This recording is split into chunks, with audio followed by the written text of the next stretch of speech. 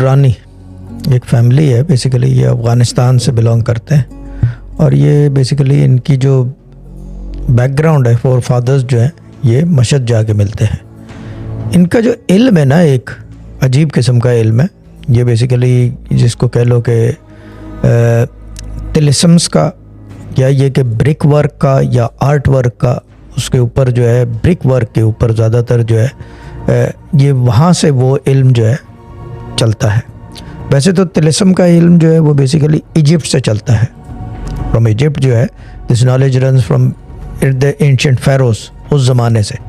But the other part of it, the other side of it, ये जो है basically Afghanistan से चलता है, जो कि दुर्रानियों के पास होता था एक ज़माने में। जो दुर्रानी फैमिली है, उनके जो बादशाह थे उस ज़माने में, किंग्स रह चुके हैं ये, उनके पास इल्म था, इसी के बलबूते पे उन्होंने बादशाहत की है।